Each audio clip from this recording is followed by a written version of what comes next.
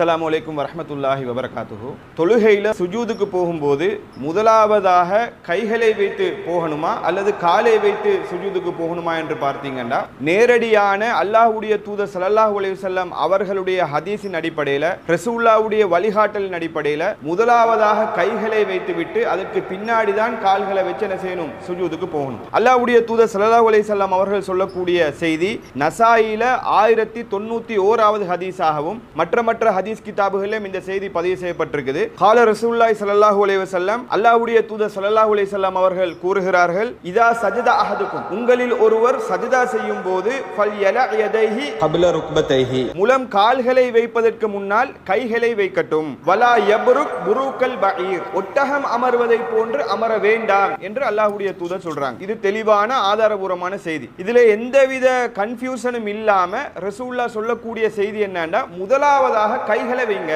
காலை வைக்கிறதுக்கு முன்னாடி கைகளை வைங்க. அத ரசூலுல்லாஹ் சொல்லிட்டு உதாரணமாக சொல்லும் போது சொல்றாங்க, ஒட்டகம் அமர்வதை போன்று அமர வேண்டாம். அப்ப இது தெளிவான அல்லாஹ்வுடைய தூதர் சொன்ன செய்தி. இவ்வளவு நேரடியாக இருந்தாலும் சிலர் என்ன சொல்றாங்கன்னா, விரும்பினா காலை வச்சும் போகலாம், அதுக்கு பின்னாடி கையை வைக்கவும் முடியும் என்று சொல்லக்கூடிய சிலரும் இருக்கிறாங்க. அல்லாஹ்வுடைய தூதர் நேரடியாக முதலாவதாக கைகளை வைங்க, இரண்டாவதாக காலை வைங்கன்னு சொன்னதுக்கு பின்னாடியும் மாற்றமா செஞ்சாலும் தவறில்லை என்று சொல்லக்கூடிய சிலரும் இருக்கத்தான் செய்றாங்க. அப்ப நபி வழி எதுன்னு சொன்னா, முதலாவதாக கையை வைத்துட்டு அதுக்கு பின்னாடி கால்களை வைத்து சுஜூதுக்கு போறதுதான் நபி வழின்றதை முதலாவதாக புரிந்து கொள்ளணும். அதே போல ரசூலுல்லாஹ் எக்ஸ்ட்ராவா ஒட்டகத்தை உதாரணம் காட்டி சொல்றாங்க, ஒட்டகம் அமர்வதை போன்று அமர வேண்டாம். ஒட்டகம் எப்படி அமரும்? இதுலதான் நிறைய பேர் என்ன செய்றாங்க, கன்ஃபியூஸ் ஆகுறாங்க. முதலாவதாக பொதுவா விலங்குகளை பொறுத்த மட்டும் 4 கால்கள் இருக்கும். அந்த கால்கள்ல 2 கையாகவும் 2 காலாகவும் பிரித்து சொல்லுவாங்க. இதுல பொதுவாக முன்னாடி இருக்கக்கூடிய அந்த 2 கால்கள் இருக்குது இல்லையா, இத கைகளாகவும் பின்னாடி இருக்கக்கூடியதை கால்களாகவும் பொதுவாக சொல்லுவாங்க. ஆனா ஒட்டகத்தை பொறுத்த மட்டும் இது வித்தியாசப்படும். நீங்க ஒட்டகம் அமரக்கூடிய